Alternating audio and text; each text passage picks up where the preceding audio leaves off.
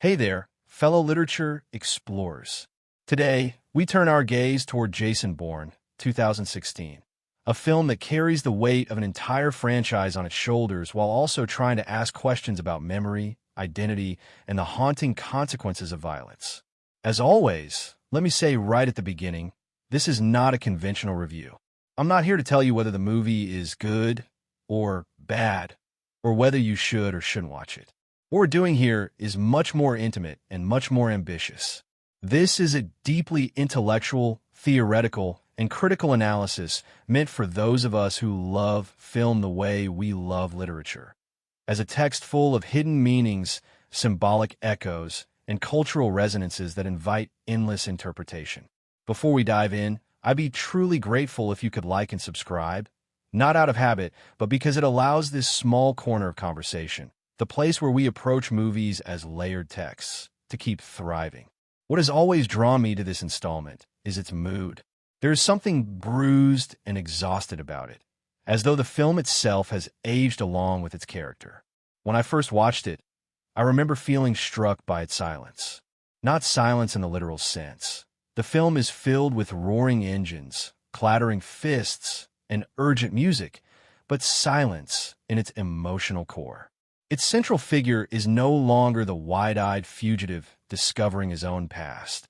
He is instead someone who has been living with that past for too long. And for me, watching it felt almost like returning to an old journal I had once filled with questions about myself, then tucked away on a shelf, too afraid to read what I had written. The film resonated with that feeling, the discomfort of knowing your questions are still unanswered, and maybe never will be. The story situates itself in a modern world of surveillance, hacking, and institutional manipulation, a world where control is no longer exercised through brute force alone, but through data, secrecy, and constant observation. I think this is what makes it so relevant to our own lives. We live in a time where our information is more valuable than our bodies, where our identities are shaped and sold by invisible networks. To frame a story of an aging operative against that backdrop makes the metaphor almost unbearably sharp. It isn't just about spies and assassins. It's about us, about how memory, privacy, and autonomy can be stripped away until we aren't sure who we are anymore. From the very beginning, the film strikes with urgency. The central figure emerges from shadows we thought had long swallowed him. He is older now, scarred in ways visible and invisible. He is surviving on the edges of society, stripped down to bare essentials, engaging in underground fights that reduce identity to fists and endurance. These opening moments remind me of the way mythic heroes often reappear in stories.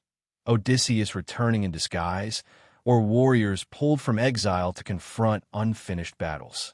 The film knows it is working with myth, not just plot, and it leans into that weight.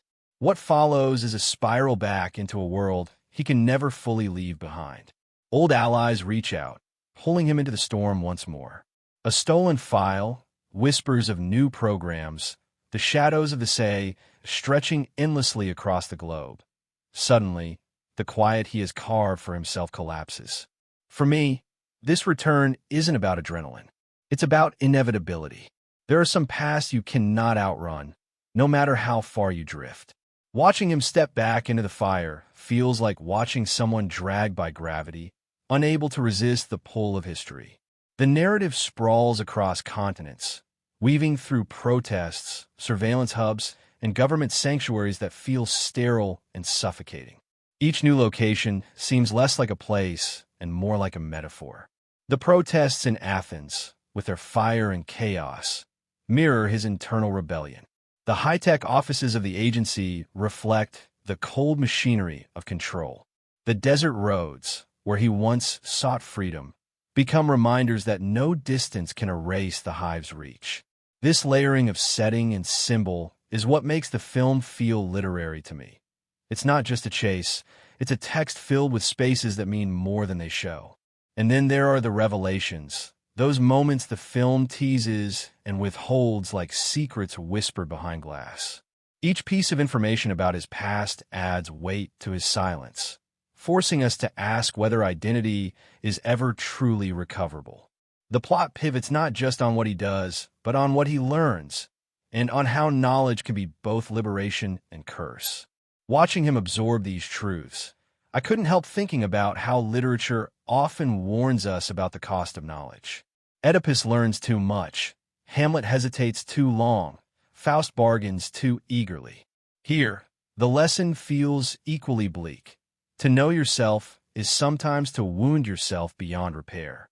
The action sequences, while breathtaking, also serve a rhetorical function.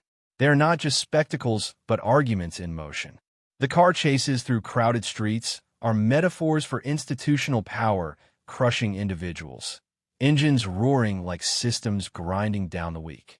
The fights, brutal and unglamorous, argue that violence is never clean. It always leaves scars, always takes something more than it gives. For me, these sequences felt less like entertainment and more like punctuation marks, hammering in themes already buzzing beneath the surface.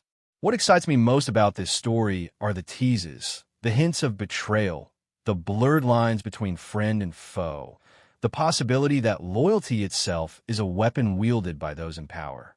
Allies who seem trustworthy reveal cracks. Enemies reveal motives that are not entirely unjustified, and the entire system begins to look less like an institution of order and more like a hive devouring itself. These twists do not exist just for shock. They are invitations to interpret, to consider how truth itself is a shifting construct. By the time the narrative reaches its crescendo, we are not only watching a man fighting against forces larger than himself. We are watching someone wrestling with the impossibility of closure. His fists may silence enemies, but they cannot silence memory. His actions may dismantle systems, but they cannot dismantle the knowledge of who he has become. And so, the conclusion leaves us in a place of ambiguity, which I find deeply human. It is not victory in the heroic sense, nor defeat in the tragic sense. It is endurance. And endurance, I think, is its own kind of triumph. That's why this film resonates so personally with me. It feels like a parable about living with unresolved questions, about carrying a past that never quite loosens its grip. We all have our own versions of that weight, decisions we revisit in quiet moments, histories that hum like background noise no matter how far we try to distance ourselves. This story holds up a mirror to that experience and forces us to look, not away, but directly into it. And that is what makes it worth analyzing as literature rather than dismissing as entertainment. It challenges us to think about surveillance and identity, loyalty and betrayal, knowledge and its costs. It teases us with the promise of answers, but leaves us instead with ambiguity, reminding us that sometimes the only resolution is to keep moving forward, scarred but unbroken. So, as we close this exploration, I invite you to carry the hum of this story with you, to let it echo alongside the texts and myths that shaped it. Because beneath the car chases and explosions, beneath the conspiracies and betrayals, what we really find here is a question: what does it mean to truly know yourself? And what are you willing to endure once you do? The story opens with a silence that isn't peaceful but charged, like the pause before a storm breaks. Out of that silence, he emerges, leaner, older, hardened in ways that go beyond scars. Years have passed, and yet the weight of his past refuses to let him go. We find him in places where men go to forget themselves. Underground fight pits, where violence is stripped of glamour and reduced to blood, sweat, and survival. The camera doesn't present him as triumphant or victorious. It shows us a man enduring, absorbing punishment, delivering blows that seem less about winning than about proving he still exists. These fights aren't for money, not for pride. They're rituals of self-annihilation, rehearsals of pain for someone who doesn't know what else to do with the ghosts that haunt him. There's something tragic in these early images. His silence is heavy, not stoic but wounded, and the brutality of his surroundings tells us more about his state of mind than any words could. He has withdrawn from the world, hiding in plain sight, carrying the fragments of identity that have always been fractured, never whole. It's here, in this pitiless space, that the narrative reminds us he has no place in ordinary life. He is both invisible and unforgettable, a man whose very existence is a contradiction. But no exile is permanent. Shadows from the past stir once again. An old ally resurfaces, not by coincidence, but by necessity. Nikki Parsons, restless and unwilling to remain a cog in the machinery of surveillance, has gone rogue. She has uncovered files buried deep within the CIA's digital vaults, secrets that trace not just the agency's covert operations, but his very origins. It's this act, this theft of hidden truths, that ignites the chain reaction. She does not seek him out merely as a friend or comrade. She knows he is the only one who can understand the implications of what she's stolen, the only one who has lived inside those secrets and survived. When their paths cross, it feels like inevitability. She finds him where he has hidden, cloaked in anonymity, living only for the next blow in an underground fight. Her presence drags him back into a world he cannot escape, no matter how far he tries to run. There's no warmth in their reunion, not really. It's urgent, brittle, tinged with the weight of everything they've lost. Together, they slip into the shadows of Athens, where protests against austerity measures rage like wildfire, crowds clashing with riot police, fire licking the edges of banners. The setting isn't incidental, it's symbolic. A city in upheaval mirrors the turmoil within him, a hive in chaos where order has collapsed and survival is uncertain. Here, the film begins its slow unraveling of revelations. Parsons explains what she has discovered. The files reveal not only the breadth of CIA operations, but the truth of how he was shaped, the decisions that broke him, and the betrayals that bound him to a life of violence. For him, hearing this is like reopening a wound that never healed. Memory, already fractured, is forced to confront new fractures, new truths that threaten to undo the fragile identity he has pieced together. The narrative pushes him once again into that liminal space between knowing and unknowing, between being and becoming. But the CIA is never far behind. Heather Lee, a rising star in the agency's cyber operations division, detects the breach almost immediately. She is sharp, ambitious, and opportunistic, seeing in this crisis a chance to prove herself indispensable. For her, hunting him down isn't just duty, it's opportunity. Yet she is not a simple antagonist. The way she watches him, the way she speaks about him, suggests a fascination, as though she recognizes in him both a threat and a possibility. Her pursuit is less about elimination than about control. The agency's director, Robert Dewey, represents the other side of that pursuit. Old, entrenched, committed to secrecy and power at any cost. Where Lee is calculating, Dewey is ruthless, willing to unleash an asset to eliminate both Parsons and him without hesitation. The introduction of this asset, a nameless operative cut from the same brutal cloth, tightens the tension. He is not merely a killer, but a mirror, another weapon forged by the system, a reminder that he is not unique, that the hive produces many soldiers to enforce its will. Athens becomes the crucible. Amid fire and tear gas, crowds screaming and scattering, police clashing with protesters, the chase unfolds. He and Parsons weave through the chaos, hunted by the asset, surveilled by satellites and operatives half a world away. The camera makes the pursuit feel intimate and suffocating, cutting between the wide violence of the city and the narrow violence of alleys and staircases. It's not just an action sequence. It's allegory. The riot is society in collapse. The CIA is the machine of control. And he is the individual trapped between the two, hunted both by the system and by the chaos it creates. In these moments, the tension builds not only from the pursuit, but from the knowledge Parsons carries. She speaks of his father, of deeper ties to the programs that created him, of betrayals older than he realized. The revelation that his own bloodline was entangled in the genesis of the Treadstone program stings with particular venom. Identity, already fractured, fractures again.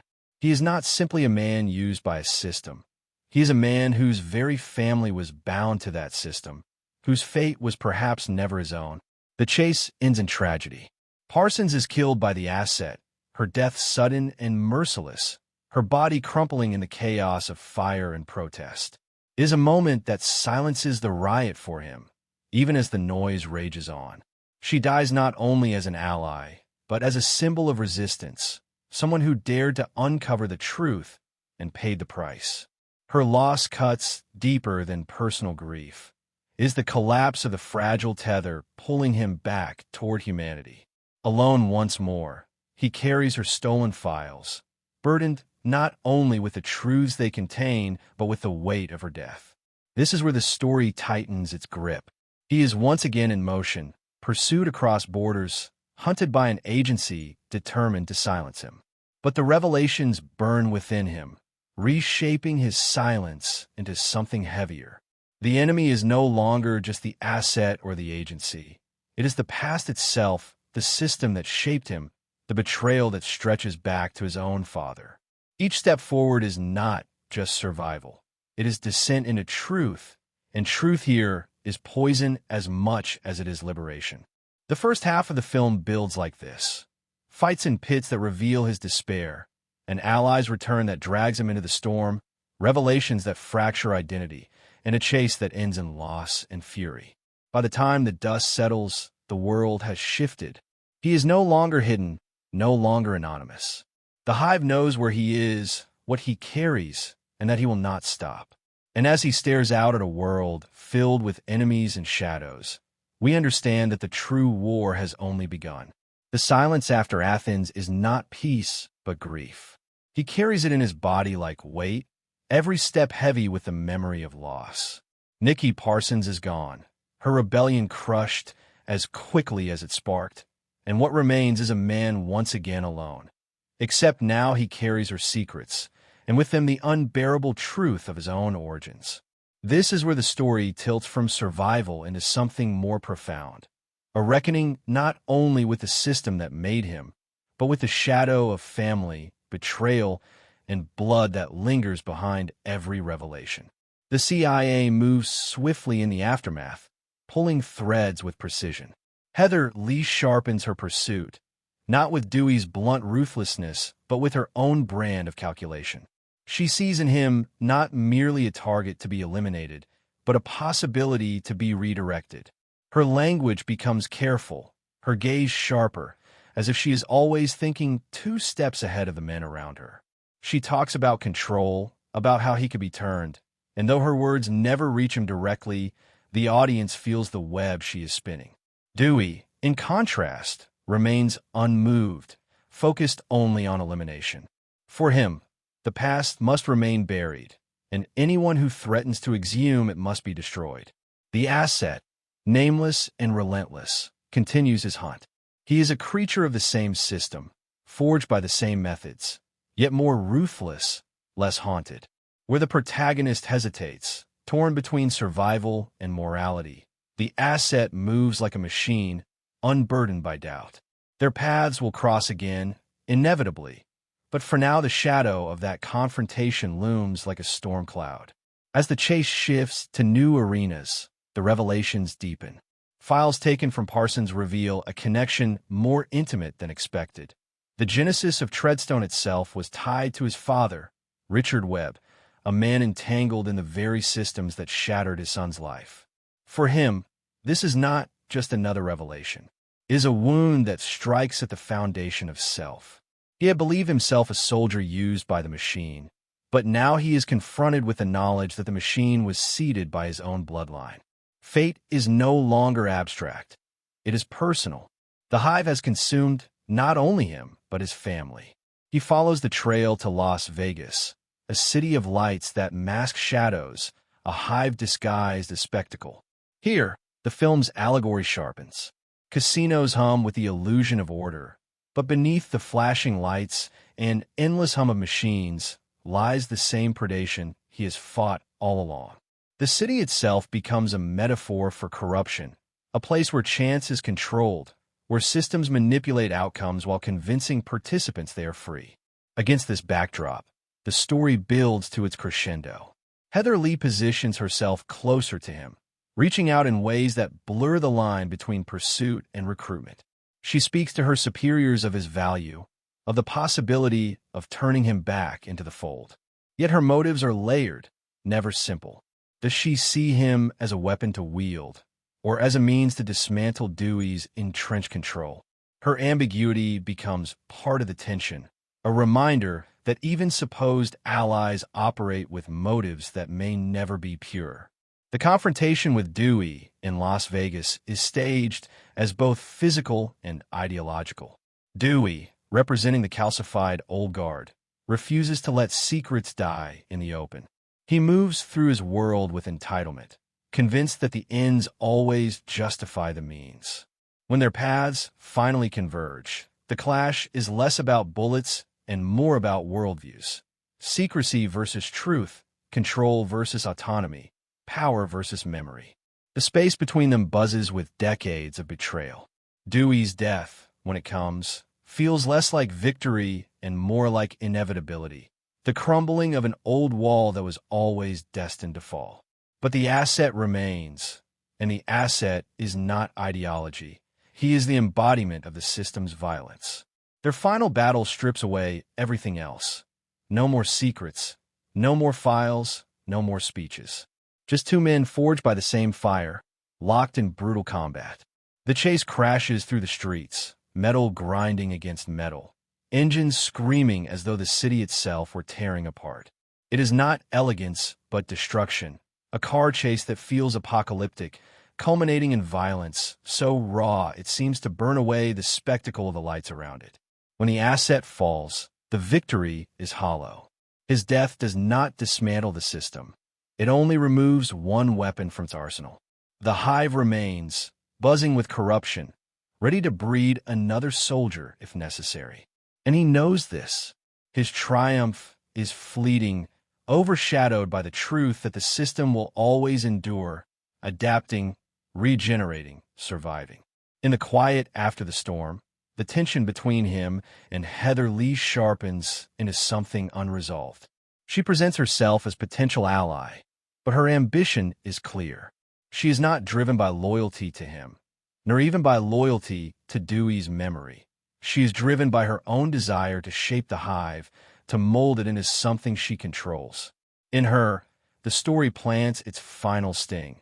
Even as one system collapses, another rises, equally manipulative, equally dangerous. He walks away, refusing to be her pawn, but the ambiguity lingers. The war may be over, but the hive endures.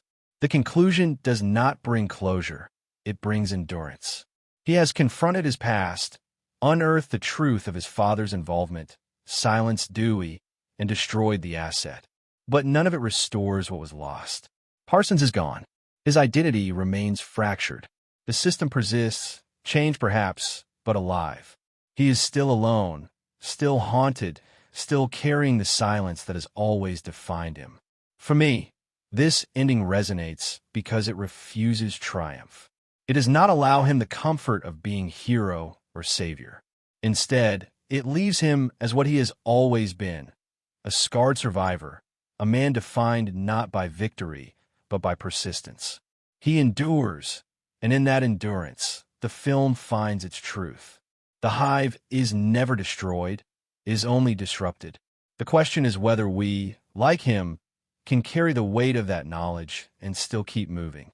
Characters in this story are not simply names on a cast list or archetypes within a genre. They're vessels of ideas, embodiments of contradictions, and shadows of the world they inhabit. Each of them carries more than personal motivation. They hum with allegorical resonance, as if every gesture, every choice, every silence belongs not only to themselves, but to the hive of meaning the narrative builds around them. To study them is to see the story refracted in multiple directions at once, like light bending through fractured glass. At the center is the man whose name defines the franchise, but by the time we reach this chapter, he is less a character than an enigma. What fascinates me is how little he says, how little he reveals, and yet how much weight his presence carries. He does not need speeches. His silence has grown heavier over the years, each scar deepening the sense that he is less man and more survivor. He embodies trauma not as a wound that heals, but as a wound that keeps reopening, a reminder that the past cannot be buried. Watching him in this film feels different from the earlier ones. He is older, slower perhaps, but no less relentless. The weariness in his movements tells us that he is not driven by adrenaline or glory, but by compulsion. He cannot stop because the hive he comes from never truly lets go of its bees. What makes him human and tragic is the way memory defines him. His struggle has always been about identity, about reclaiming what was taken from him. In this film, the revelation of his father's role in Treadstone fractures him further. It tells him that the poison in his life was not only institutional, but personal, seated in his own bloodline. His search for self becomes not only about who he is, but about who he was meant to be, about whether his fate was ever his own. He is not merely a spy or assassin. He is a symbol of what happens when systems devour individuals, when the hive sacrifices its bees without care. Then there is Nikki Parsons, whose presence has always been more than secondary. In this chapter, she emerges as a catalyst. Her decision to steal files, to expose truths, is not impulsive but born of years spent inside the machine. She is weary of secrets, unwilling to remain complicit. Her courage is quiet, not loud or performative, and that makes her death even more devastating. She dies not as a casualty of action, but as a martyr of knowledge, someone who dared to expose the hive's corruption and paid with her life. For him, her loss is both personal and symbolic. She is the last tether to the humanity he once knew, and when she falls, the silence around him grows heavier. Her role reminds me of characters in literature who exist to ignite change, figures whose absence becomes more powerful than their presence, because their death forces others into motion. Heather Leaf fascinates me because she resists easy categorization. She is not villain, not ally, but something more complex. Her intellect is her weapon, sharper than any bullet.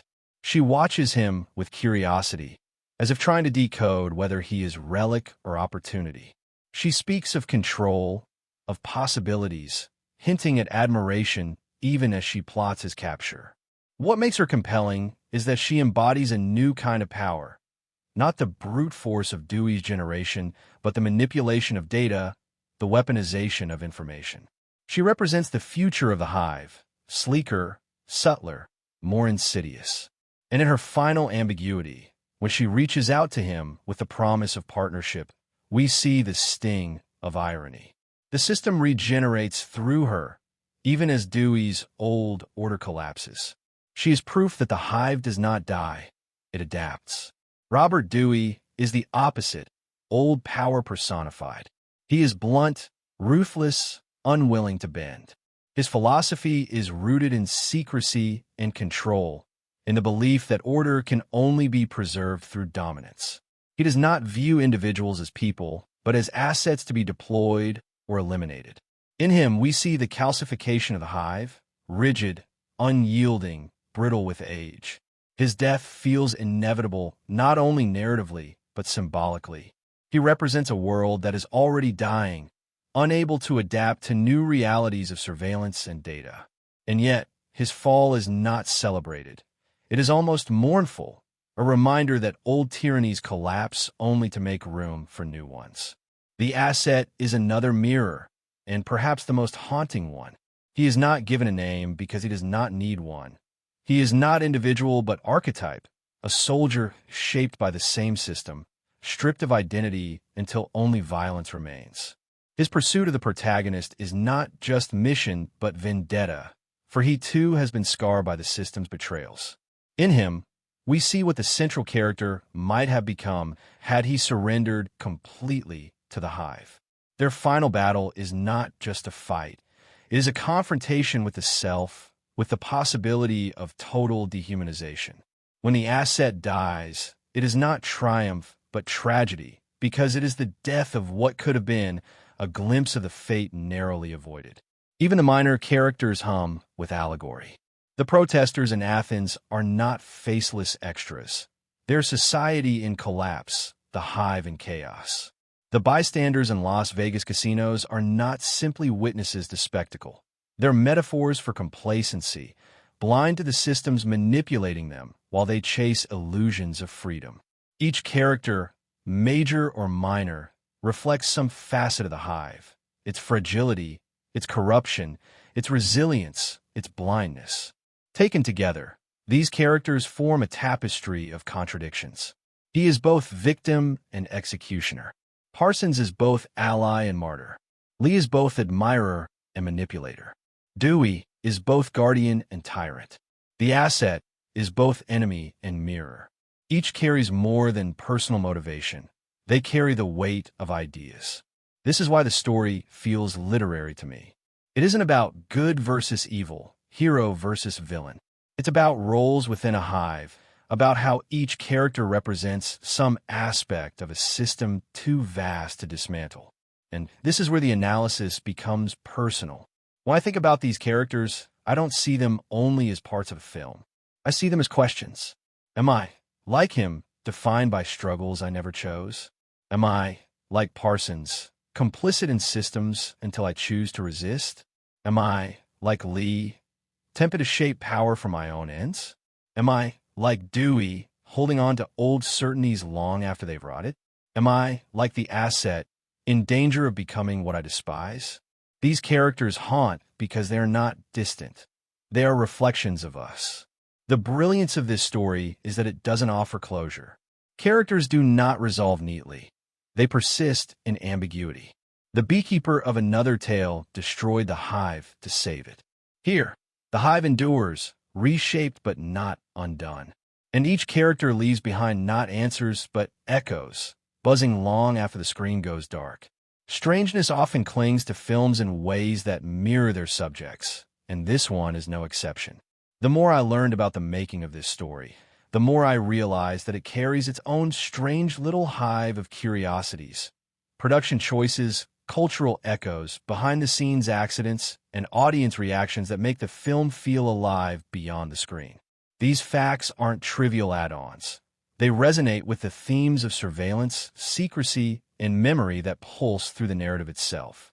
One of the strangest truths about the project is that it almost didn't happen. After the Bourne ultimatum, the director Paul Greengrass had walked away from the franchise, convinced he had said all he needed to say. Matt Damon, too, was reluctant to return without Greengrass. Years passed, another installment came and went without them, and it seemed as though the hive had moved on. And yet, the pull of the story remained. What drew them back, strangely enough, was not a corporate mandate, but the changing world. The rise of social media, the revelations about mass surveillance, the blurred lines between personal privacy and institutional control, all of it felt like unfinished business for the Bourne narrative. What seemed dead was resurrected, pulled back into life by the uncanny relevance of its themes. Even stranger is how the film engaged with real protests.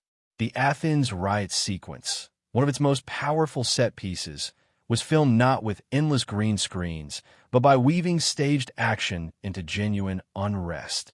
The crew filmed during actual demonstrations against austerity measures, layering actors and stunt performers into real crowds. The chaos that spills across the screen is not simply manufactured. It is lived, documented, and then transformed into cinema. The blending of reality and fiction here is unsettling because it mirrors the story itself. Truth and performance, protest and surveillance, violence staged yet also real.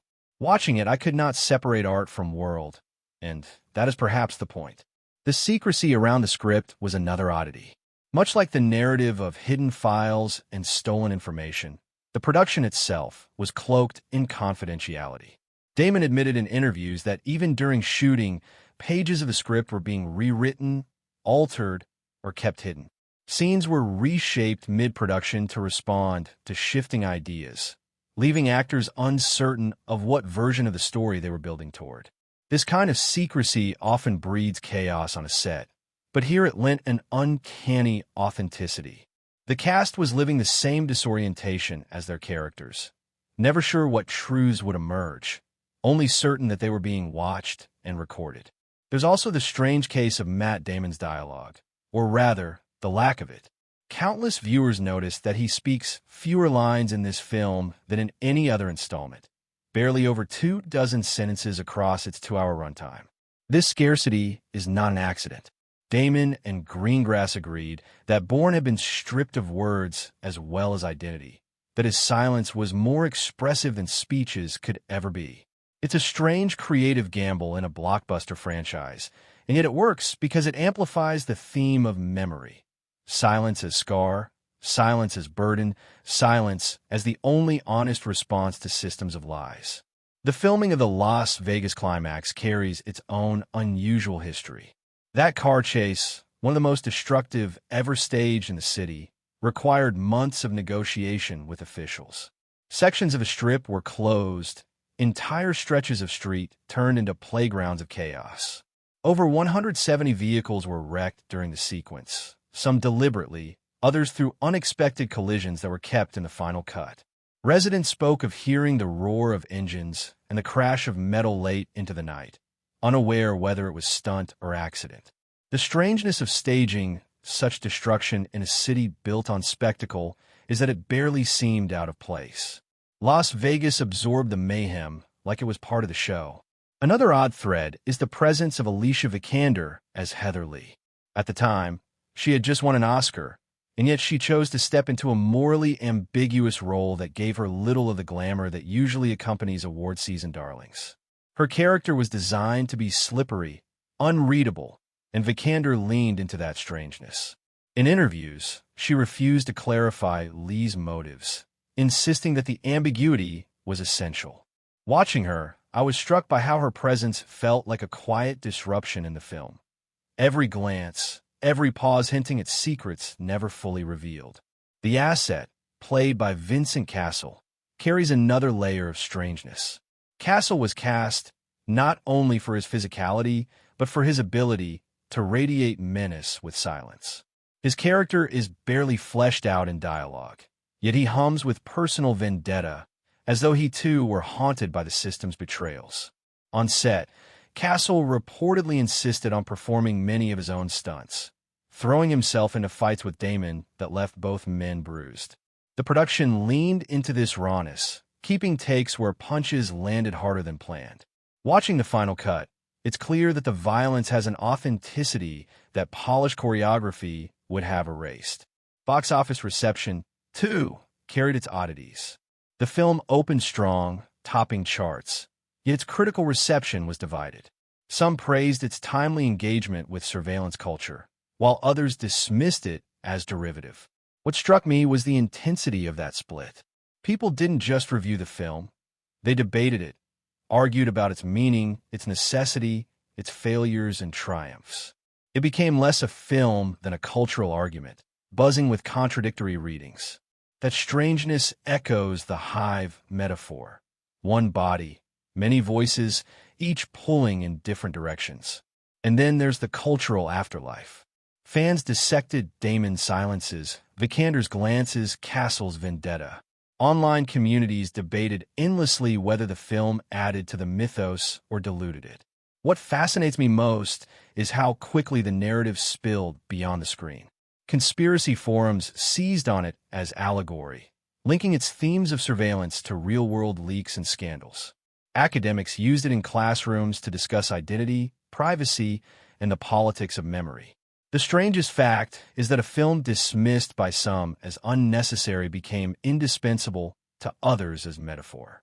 For me, all of these curiosities, the real protests woven into fiction, the rewrites cloaked in secrecy, the silence of its protagonist, the destructive car chase staged in a city of illusions, the ambiguity of Vikander's performance, the rawness of Cassel's violence, the divided reception, are not accidents or trivia. They are extensions of the film's meaning.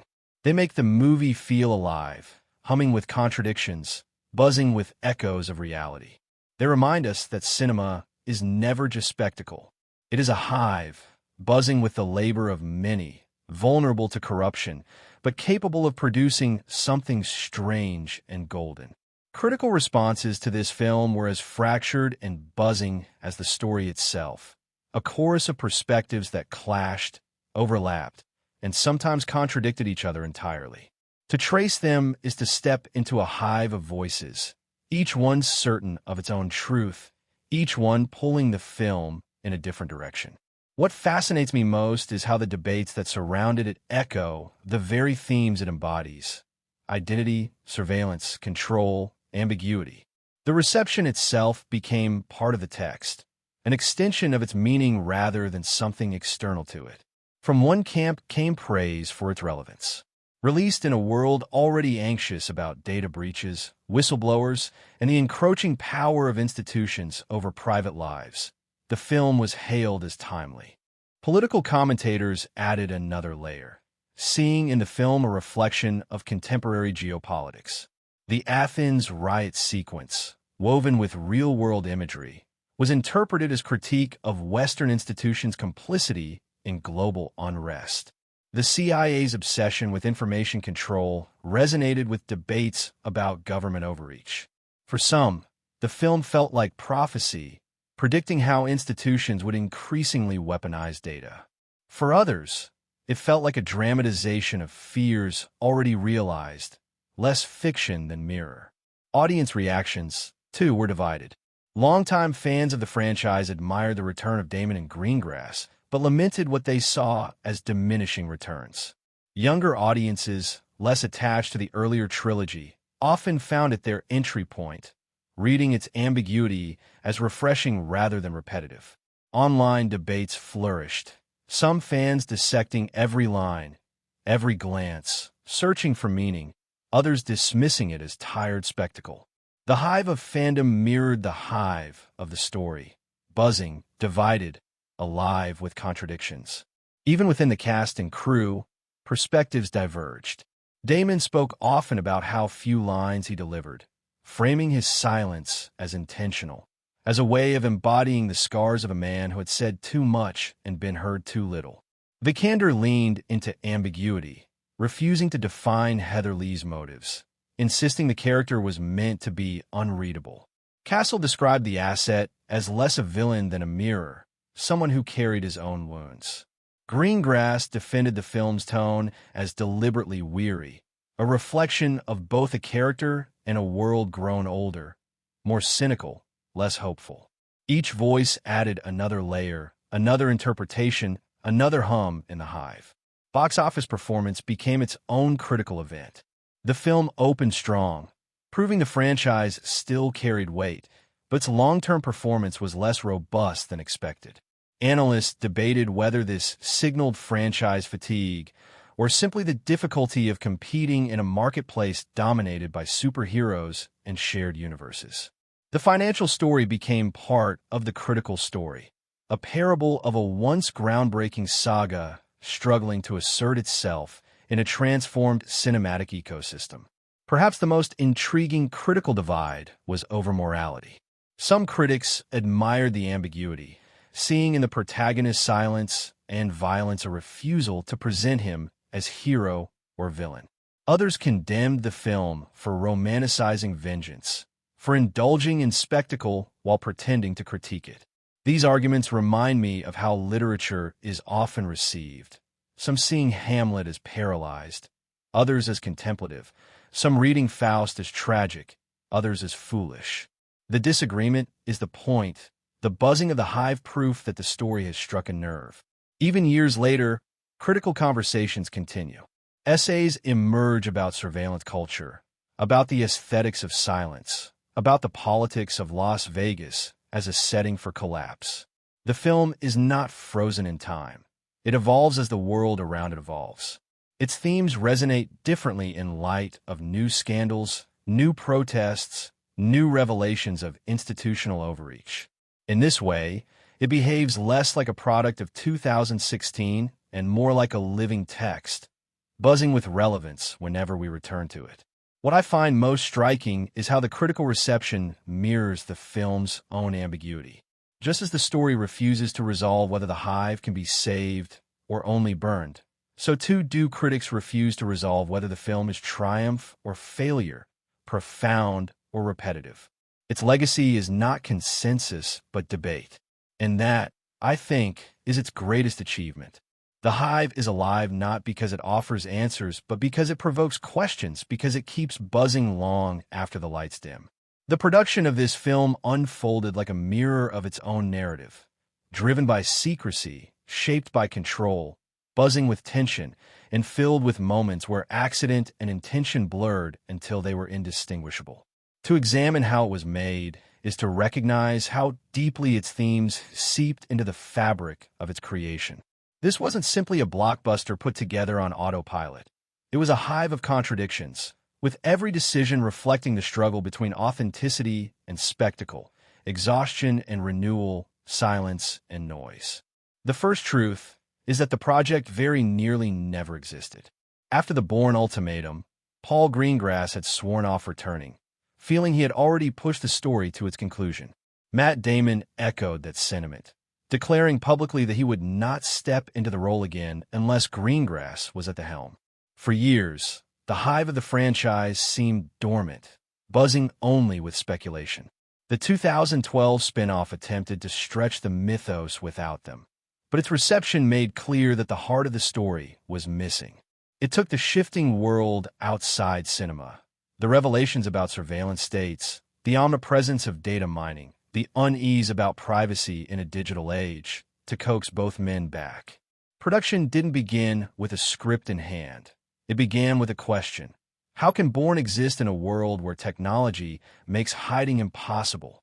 That question shaped everything.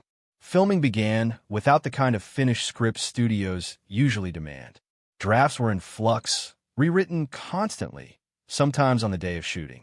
Damon himself admitted in interviews that he would arrive on set not knowing what his character would say, or whether he would say anything at all.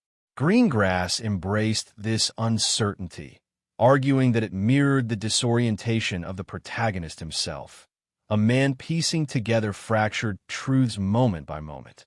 The set became a hive of secrecy, pages watermarked, storylines hidden even from actors, revisions whispered only to those who needed them. This atmosphere of paranoia wasn't just behind the camera. It spilled onto the screen, lending authenticity to the tension. The Athens riot sequence remains one of the most extraordinary feats of production. Rather than relying entirely on green screens or soundstage illusions, the filmmakers plunged into real protests. They shot amidst actual demonstrations against austerity measures, blending staged fights and chases into genuine unrest. The images that result, flares burning, crowds surging, chaos erupting, carry an authenticity no studio could fabricate. But this choice brought danger. Crew members described the difficulty of weaving actors through real chaos, of controlling cameras while the world around them refused to be controlled. In a strange way, the production itself became part of the protest, cinema infiltrating reality, or perhaps reality infiltrating cinema. Las Vegas, too, presented its own monumental challenge.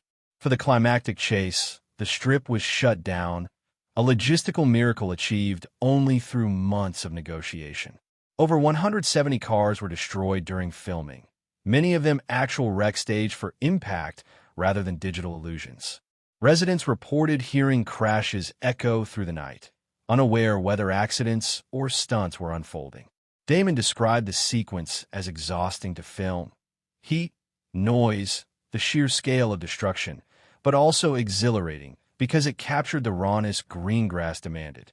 What makes this strange is not just the logistics, but the irony. Staging apocalyptic collapse in a city already designed to feel like spectacle. The destruction of Vegas became a metaphor for Vegas itself, a hive of illusion feeding on collapse. Matt Damon's preparation carried its own peculiarities. Known for throwing himself into roles, he pushed himself physically but also psychologically. His choice to keep Bourne nearly silent throughout the film was deliberate. With fewer than 50 lines of dialogue, his performance relied on silence, glances, and physicality. Damon and Greengrass agreed that after years of searching, Bourne had become a man beyond words. Silence was not emptiness but scar tissue. This choice confused some executives, who feared audiences would demand more exposition, but Damon refused to compromise.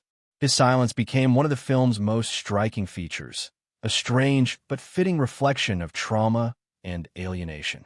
The asset, played by Vincent Cassel, brought his own intensity to the production. Cassel, known for his willingness to embrace morally ambiguous characters, trained extensively to perform his own stunts. His scenes with Damon were brutal, often leaving both men bruised. In one infamous sequence, a punch landed harder than intended, splitting Damon's lip. Rather than halting, Greengrass kept rolling, capturing the raw pain that ended up on screen. These accidents, painful though they were, deepened the authenticity of the violence. The fights do not look polished because they weren't. They were rehearsed, yes, but they also carried the chaos of real impact. Alicia Vikander's Heather Lee was a different kind of challenge. Fresh off her Oscar win, she deliberately chose a role that demanded restraint rather than flourish. On set, she reportedly kept her performance deliberately subdued, her voice measured, her expressions ambiguous. Greengrass encouraged this, telling her that Lee should always feel like she is holding back secrets, even from herself. Vikander later admitted that she never fully decided on her character's motives, leaving them unresolved to preserve the ambiguity. This strangeness seeped into the final film, where her glances and silences feel pregnant with meaning we never quite decode. One of the most unusual decisions behind the scenes was Greengrass's insistence on editing rhythm as part of the film's identity. His signature shaky cam and quick cuts were pushed further, not just as style but as philosophy. The disorientation viewers felt was deliberate, meant to replicate the psychological state of someone always on the run, never at rest. Editors described working with footage that seemed chaotic, then discovering the pattern beneath it, the hum of a hive rather than random noise. Even the sound design carried strangeness. The film's audio engineers used actual recordings from protests, chants, explosions, police sirens, layered into the mix. Some of these were distorted, echoed, or fractured, making them feel simultaneously real and unreal. The effect is subtle but powerful, a soundscape that always feels on the edge of panic. Combined with John Powell's returning score, pulsing and relentless, the result is less music than heartbeat, less accompaniment than alarm. Marketing became another odd story. Studios struggled to present the film. Trailers leaned into spectacle, car chases, explosions, Damon throwing punches, but avoided the quieter, more ambiguous elements. This created a mismatch between expectation and reality. Audiences expecting pure action found themselves confronted with silence, ambiguity, allegory. Critics debated whether the marketing betrayed the film or whether it mirrored its own themes of deception and manipulation. Either way, the disconnect became part of its legacy. And then there are the cultural ripples. Production trivia transformed into legend. The Athens shoot became shorthand for authenticity. The Vegas chase was celebrated as one of the largest practical stunts in modern cinema. Damon's silence became meme fodder, joked about online, but also dissected in serious essays about trauma. Vikander's ambiguity inspired think pieces about female agency within male-dominated narratives. Even Cassel's bruises found their way into production lore. The hive of the film continued buzzing long after the cameras stopped rolling. Looking back, what strikes me is how inseparable the production is from the film's meaning. Secrecy mirrored surveillance. Silence mirrored trauma. Chaos on set mirrored chaos on screen. Real protests bled into fictional riots. Destruction staged in Vegas mirrored the spectacle of Vegas itself. Even the marketing's misdirection mirrored the story's theme of manipulation. It's as if the film couldn't escape its own allegory. It lived it, embodied it, buzzed with it. And perhaps that is why the final product feels so alive, even in its flaws. It isn't just a film about surveillance, trauma, and corruption. It is a film made within those same dynamics, shaped by secrecy, accidents, ambition, and contradiction. The hive wasn't only on screen, it was behind the camera too, buzzing, fracturing, creating something golden from chaos. The world of this film feels less like a backdrop and more like a mirror, each setting reflecting not only where the story unfolds but what it means. The landscapes are alive with symbolism, charged with contradictions that echo the central character's fractured identity and the hive-like systems he battles against. What I find most remarkable is how the filmmakers use space and light to create allegory, transforming real places into metaphors for surveillance, memory, control, and revolt. Every environment hums with intent, each frame shaped to remind us that the world is not neutral, but complicit in the struggle. The story opens not in a city of steel and glass, but in barren places, dusty landscapes where underground fight pits simmer with violence. These early settings establish mood more than geography. The dirt, the sweat, the claustrophobic cages, they're not just physical arenas, but reflections of his exile. They tell us he is a man stripped to essentials, surviving in spaces where humanity is reduced to fists and blood. The lighting here is raw, almost harsh, bathing him in an unforgiving glow. It's a cinematic shorthand for exposure. Nothing is hidden, not even pain. And yet, in that exposure, identity remains blurred. He fights, but he does not belong. He endures, but he does not live. From there, the narrative shifts to Athens, and the contrast could not be sharper. The city is alive with fire, chants, smoke, and chaos. The protests against austerity are staged not as colorful demonstrations, but as war zones, streets lit by Molotov cocktails, banners half consumed by flames.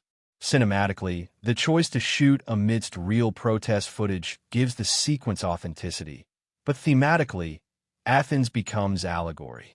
This is the hive in collapse, society buzzing with disorder, institutions failing, citizens clashing with authority. When he and Nikki Parsons move through these crowds, they're not merely evading pursuers.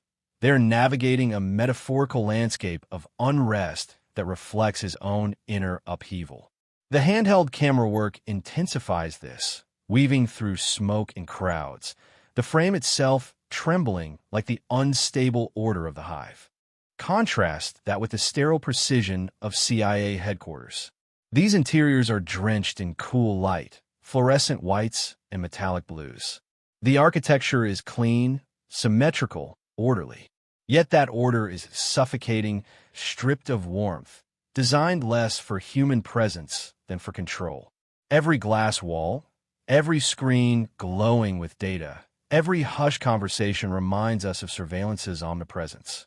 These spaces embody institutional power, where humanity disappears into algorithms and individuality is devoured by systems.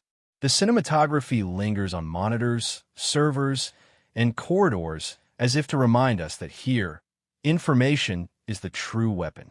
The agency's headquarters are the hive's heart, clinical and relentless. Other environments carry their own symbolic weight. Berlin's gray streets and industrial interiors echo Cold War paranoia, their stone and steel facades reminders of history's persistence in shaping present control. London, with its crowded surveillance cameras on every corner, becomes the embodiment of transparency turned oppressive, public space transformed into a prison of visibility. Each city is less about geography than about theme. They are nodes in a global hive, each buzzing with its own form of control or rebellion. And then there is Las Vegas, where the story reaches its crescendo. If Athens represents collapse and the CIA headquarters represent control, Vegas is illusion incarnate. The strip glows with neon excess, a hive of lights designed to seduce and distract. Casinos hum with artificial promise, their colors saturated, their patterns chaotic. But beneath the spectacle lies predation, the same systems of manipulation and exploitation that drive the film's narrative. The choice to stage the climactic chase here is not coincidental. Cars smashing through casinos, slot machines exploding, lights shattering. These images aren't just action set pieces. They are metaphors for illusion breaking apart, for the hive of spectacle consuming itself. Filming the destruction of Vegas feels like cinematic poetry, a world built on false hope torn down by a man who has stopped believing in illusions. Lighting throughout the film becomes its own kind of character. Golden sunlight rarely appears, reserved for fleeting moments of memory or revelation. Instead, the palette leans toward harsh whites, sickly greens, and fiery reds. Each hue signals meaning.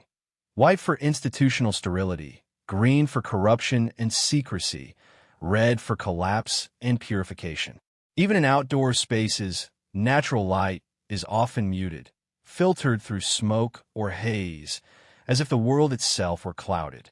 This visual consistency reinforces the sense that no place is neutral, that every corner of the globe is already buzzing with the same questions of control and resistance. Sound design layers these settings with texture. The protests thrum with chants, sirens, and the crackle of fire. CIA interiors hum with electronics, keyboards clicking like insects at work. Fight pits echo with breath, fists, and bone. Las Vegas roars with engines, crashes, and the synthetic chimes of casinos. Beneath it all, a subtle rhythm persists. The pulsing score, yes, but also a sense of hum, as though every space vibrates with unseen energy.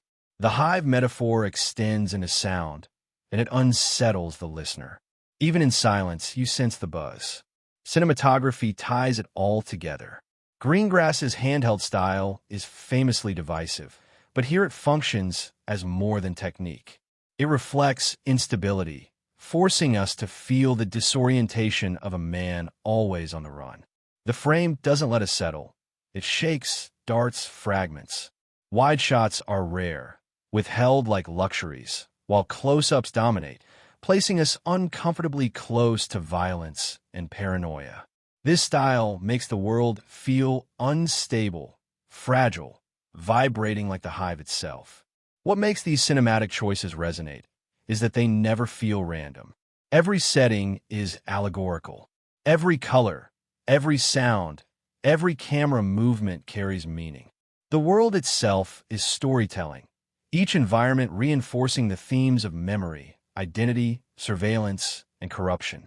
The barren fight pits, the chaos of Athens, the sterility of CIA offices, the illusion of Las Vegas. All are hives, each buzzing with their own forms of control and collapse. For me, the settings are what linger long after the plot fades. They are not just backdrops, they are arguments. They tell us that identity is fragile, that institutions are omnipresent, that rebellion is messy, that illusions are destructive. They tell us that the world itself is complicit in shaping who we are, and that no place is untouched by the hum of power. The genius of the film lies not only in its narrative, but in its spaces, in how it makes the very air around its characters vibrate with meaning. Behind the scenes, the making of this film was as turbulent, secretive, and layered as the story it told. To peer into its production is to step into another kind of hive, where directors, actors, stunt performers, and studio executives buzzed with their own agendas, sometimes in harmony, often in friction.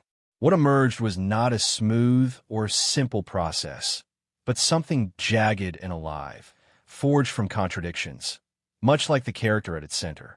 Paul Greengrass, returning after years away from the franchise, approached the project with both reluctance and conviction. He had previously said the trilogy had reached its natural conclusion, that there was nothing left to say. What brought him back wasn't nostalgia, but unease. The world had changed. Edward Snowden's revelations, WikiLeaks, and global anxieties about surveillance had shifted the conversation. Greengrass felt the Bourne mythos needed to respond. He described the film as not just a continuation, but a necessity, a way to engage with the modern surveillance state through the language of action cinema. That sense of urgency colored every decision, and also heightened the pressure, because returning meant the weight of expectation was enormous. Matt Damon, too, faced a strange kind of challenge. He was stepping back into a role that had already defined a part of his career, but this time he was older, wearier, and more aware of the cost of physical performance. Yet he embraced that very weariness, leaning into it rather than disguising it. He famously delivers fewer than 50 lines of dialogue in the film, a choice that startled many. Damon explained that silence was essential, that Bourne was not a man of words but a man carrying wounds too deep to articulate. His body would speak where his voice could not. Behind the camera, this created odd dynamics.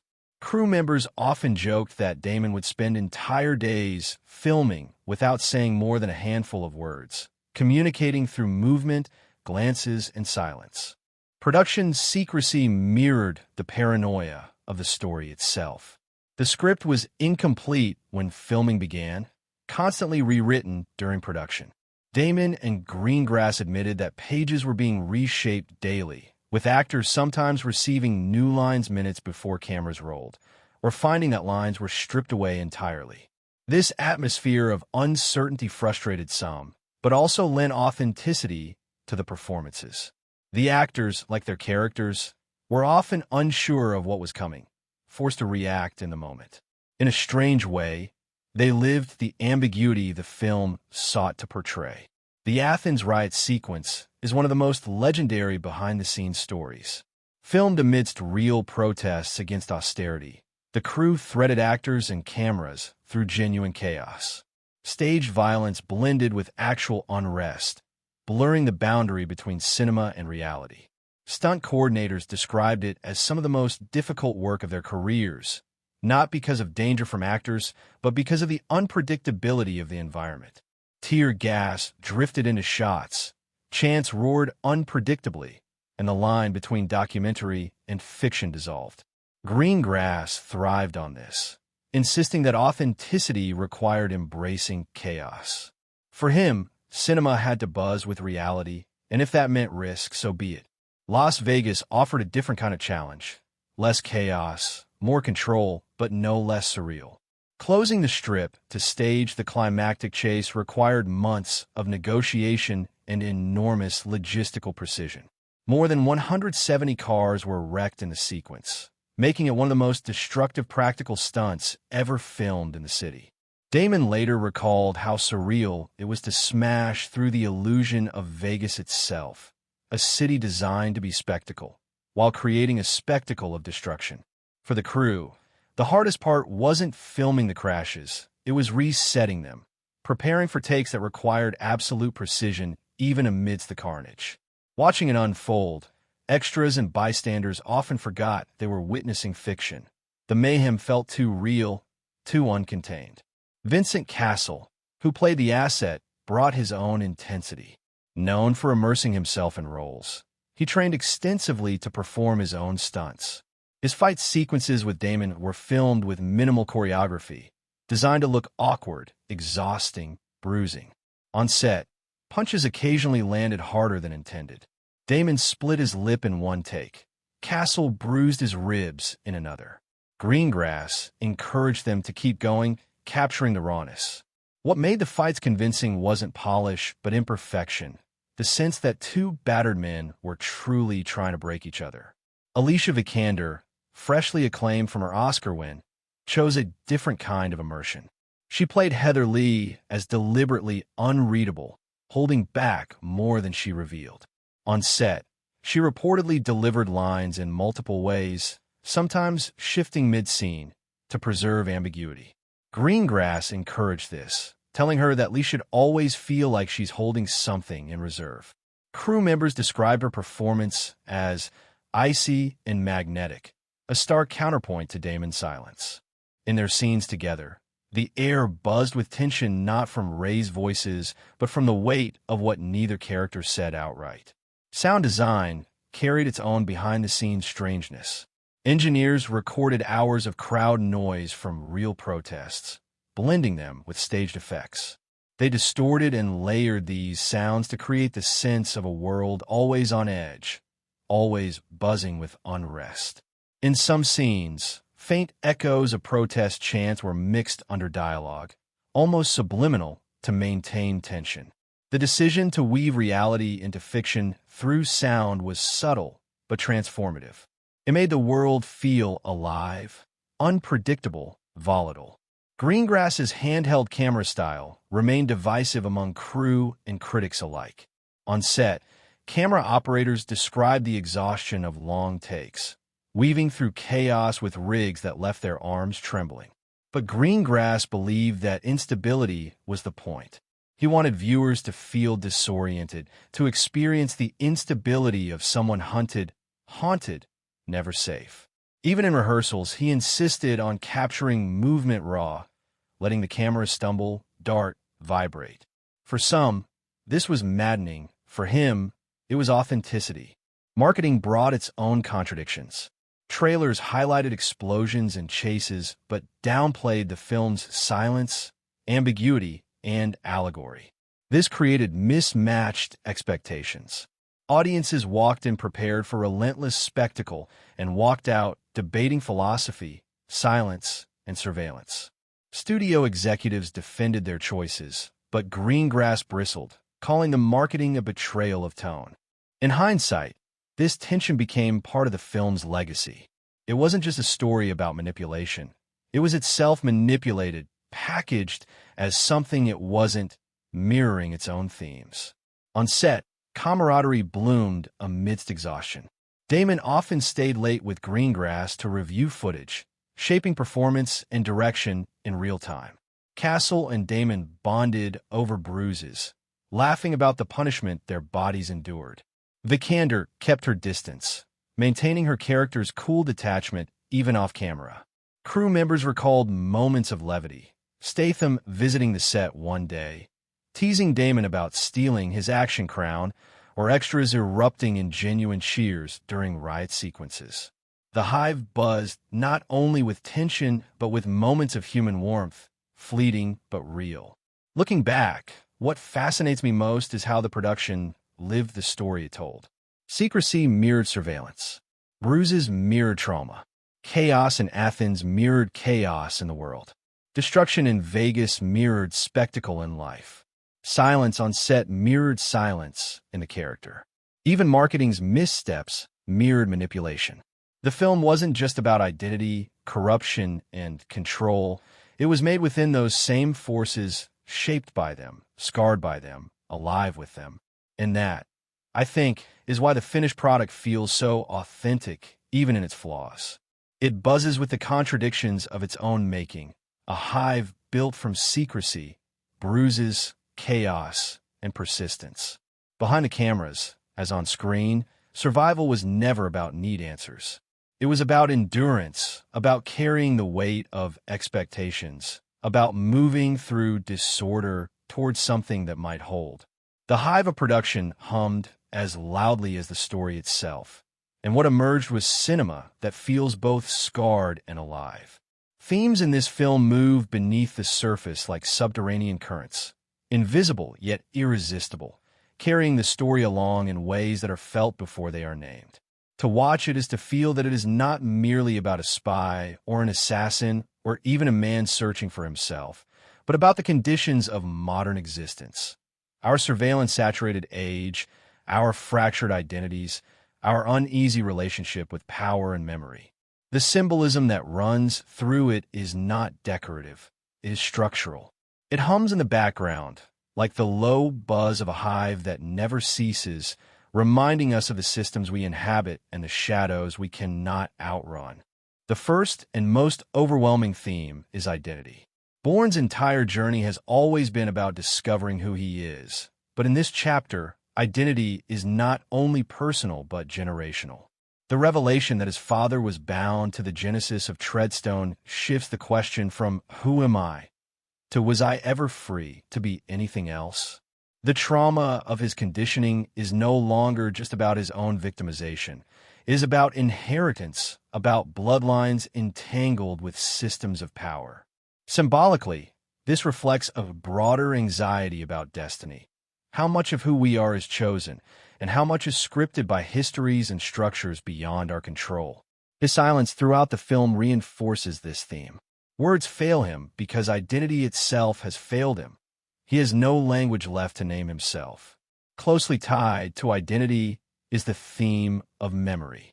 In earlier installments, Memory was a puzzle to be solved, fragments waiting to be pieced together. Here, memory is poison as much as it is truth. Each revelation does not liberate him. It scars him further. Knowledge does not bring closure. It deepens the wound. This echoes classical literature, where truth often destroys rather than redeems.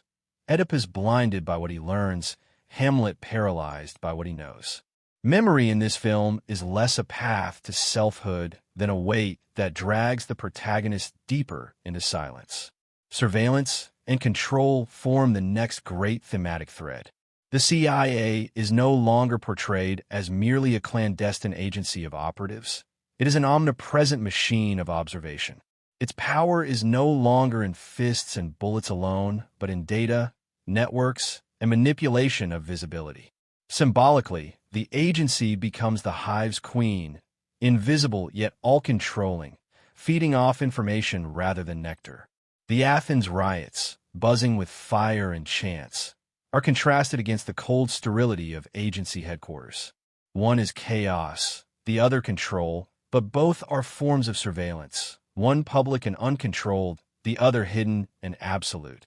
The film insists that in our modern hive, there is no space untouched by eyes, no corner where we are not observed. Silence is another theme, woven through Bourne himself.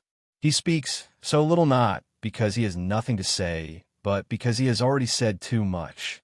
His silence is symbolic of trauma, but also of resistance. By withholding words, he withholds participation in the system's narratives. Silence becomes a weapon, a refusal to allow himself to be scripted. This is why his physicality matters so much. His body speaks in place of language. Every punch, every glance, every scar is testimony. His silence is scar tissue turned into performance. Violence, too, carries thematic weight. In this film, violence is not cathartic but exhausting, not clean but bruising. The fights are messy, suffocating, claustrophobic, designed to look real rather than glamorous. Symbolically, violence is less about triumph than about survival, less about defeating enemies than about enduring blows. It becomes a metaphor for existence itself. Life as an endless series of impacts absorbed, scars carried, survival wrested from brutality. The asset embodies this perfectly. He is violence stripped of humanity, the endpoint of the system's conditioning, a mirror of what Bourne could have become. Another thread is loyalty. Parsons' decision to go rogue, Dewey's obsession with protecting secrets, Lee's ambition to redirect the system. Each character embodies a different form of loyalty. For Parsons, loyalty is to truth. For Dewey, loyalty is to power. For Lee, loyalty is to ambition.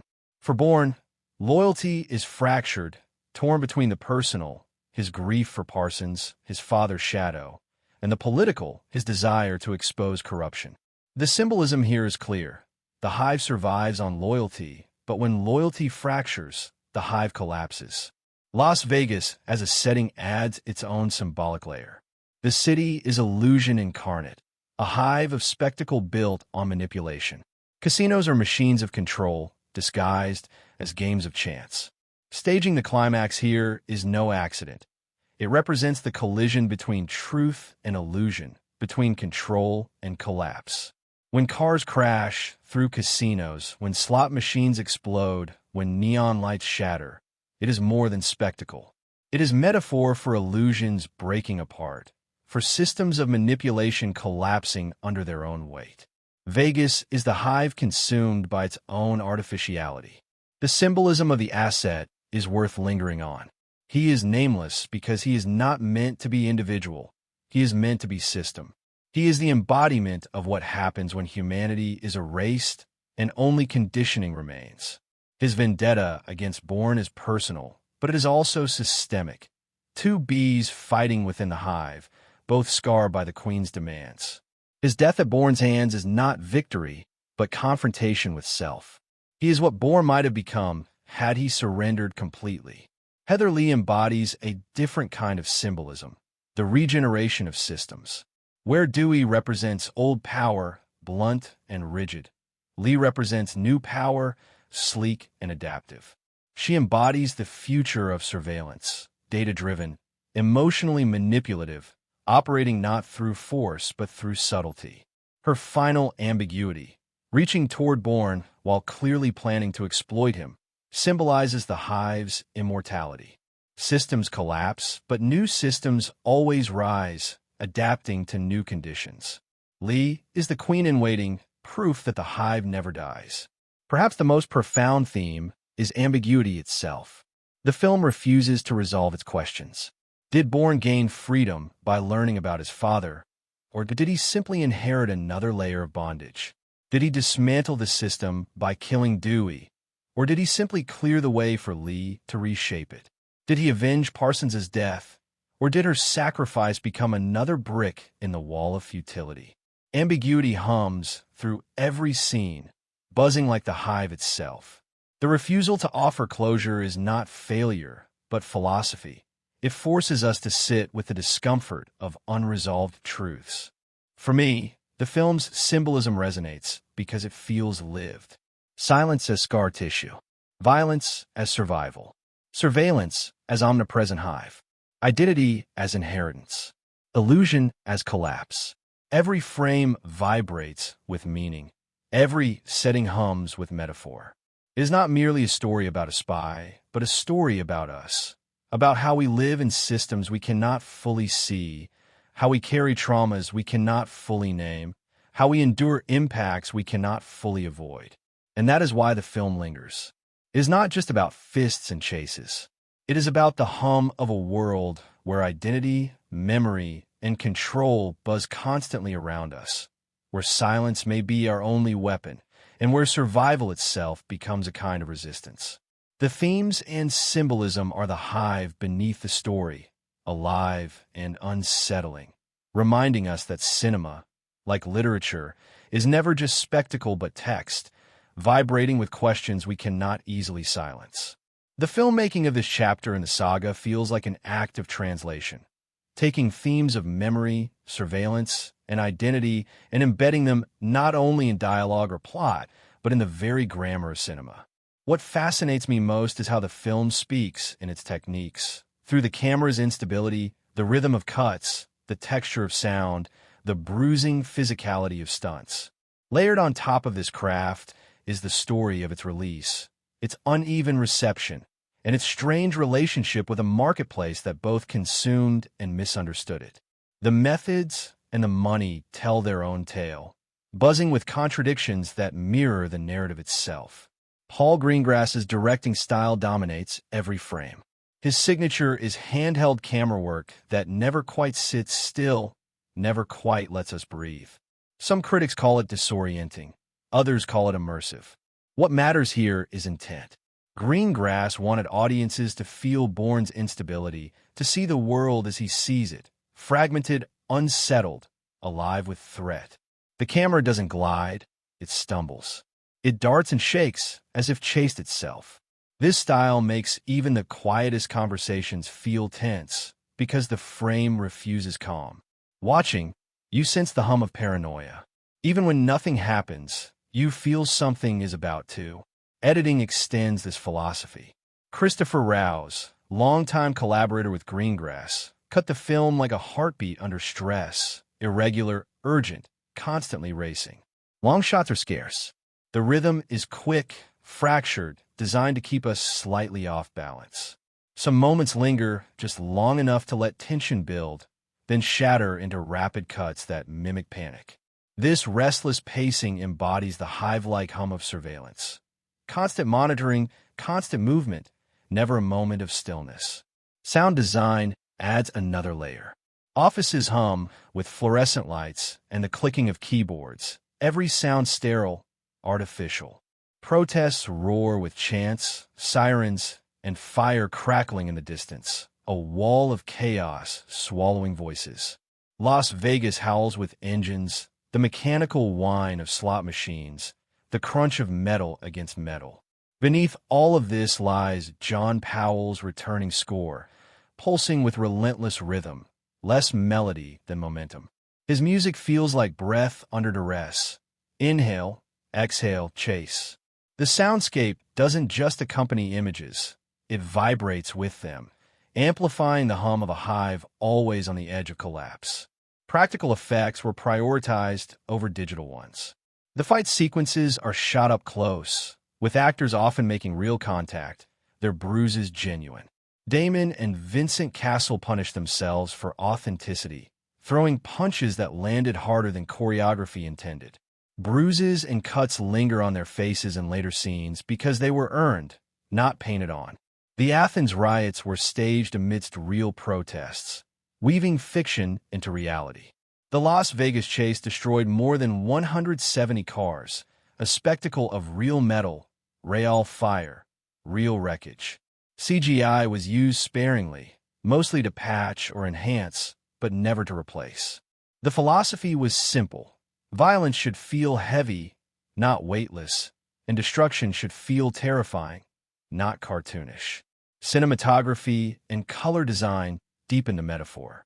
The Greek streets glowed with fire and smoke, chaos illuminated by orange and red. CIA headquarters gleamed with sterile whites and cold blues, the palette of institutions. Las Vegas pulsed with neon excess, garish and hollow, its illusions shattered when cars smashed through slot machines and walls of light. Natural light was often muted, filtered through haze or smog, as though even the sun were weary. This visual texture reinforced the theme. The world is no longer bright, no longer neutral. It is tinted by corruption, haunted by surveillance. Then there is Damon's silence. With fewer than 50 lines of dialogue, his performance relies on physicality, glances, pauses. This was a deliberate filmmaking choice, rooted in Greengrass's belief that Bourne's voice had been silenced by trauma. The absence of words amplifies the weight of images and sound. Silence becomes cinematic technique. Every glance at a monitor, every clench of a fist, every scarred expression becomes a line of dialogue. The film trusts its visuals to carry meaning, refusing to explain itself aloud. But filmmaking cannot be separated from its reception, and here the story turns to box office. The film was produced with a budget hovering around $120 million, a significant investment, but typical for a global franchise. Universal expected another phenomenon, and at first, the numbers seemed promising. It opened to nearly $60 million in the United States, topping charts. Globally, it passed $400 million, ensuring profitability. Yet the narrative around its box office was oddly muted. Compared to the explosive success of The Bourne Ultimatum, this installment felt smaller, quieter, its hum overshadowed by louder blockbusters dominating 2016. Critical reception mirrored this ambivalence. Some praised its relevance, its gritty authenticity, its refusal to glamorize violence. Others accused it of repetition, of offering nothing new. The silence that Damon and Greengrass celebrated as scar tissue was read by some as emptiness. The handheld camera that embodied paranoia was dismissed by others as fatigue. What fascinates me is that these criticisms echo the film's own themes: ambiguity, misunderstanding, the impossibility of consensus. The hive of critics buzzed, divided, unsettled. Marketing played its part in this confusion. Trailers highlighted explosions and car crashes, selling the film as pure spectacle. The ambiguity, the silence, the allegory, these were hidden. Audiences arrived expecting relentless action, and instead found long silences, ambiguous motives, unresolved endings. The mismatch created tension. But in a way, this marketing misstep mirrors the narrative itself. Illusion sold, truth concealed, disappointment inevitable. International audiences interpreted the film differently. In Europe, critics leaned into its allegory, reading the Athens riots as critique of institutional failures. In Asia, its spectacle was embraced more than its ambiguity, appreciated as a vehicle for action. In the US, the split was sharpest, praise for its relevance alongside frustration with its weariness. The hive of interpretation buzzed differently across the globe, proving once again that cinema is never experienced in the same way by every audience. What makes the filmmaking fascinating to me is how inseparable it is from the themes.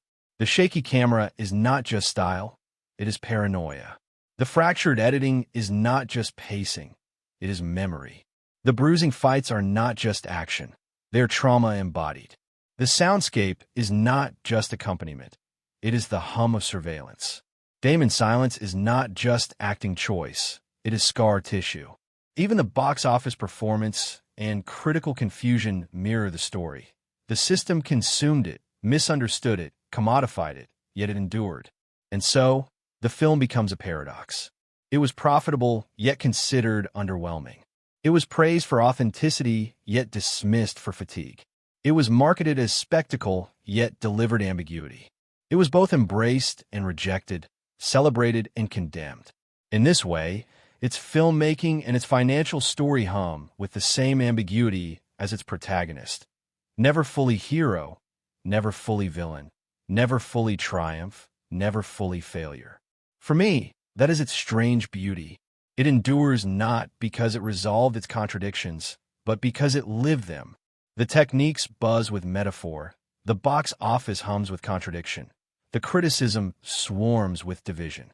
The film is a hive, alive, unsettled, fragile, and impossible to silence. Concluding an exploration of this film feels a little like standing at the edge of a hive after smoke has cleared. There's quiet, yes, but beneath it there's a hum that doesn't stop. That hum is the film's legacy, restless, unsettled, alive with contradictions. No matter how many words I pour into it, the story resists neat closure, because closure is precisely what it denies its own protagonist. The man at the center does not end with triumph, nor with defeat, but with endurance, and that, I think, is the truest mirror it offers us. What lingers most is silence.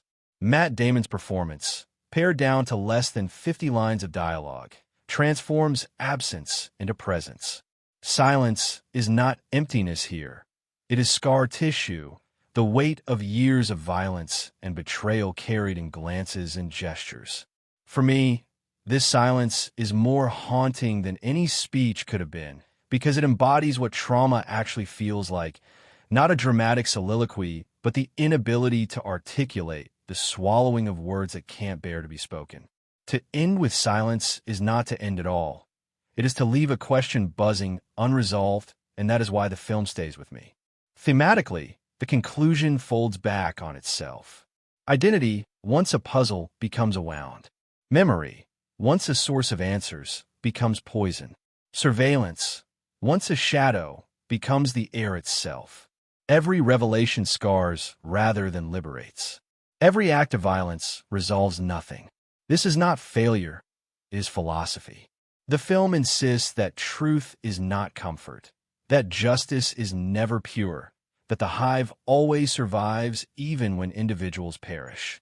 In its final moments, the story doesn't give us resolution. It gives us ambiguity, and in that ambiguity, truth. Cinematically, the film closes as it began, with instability.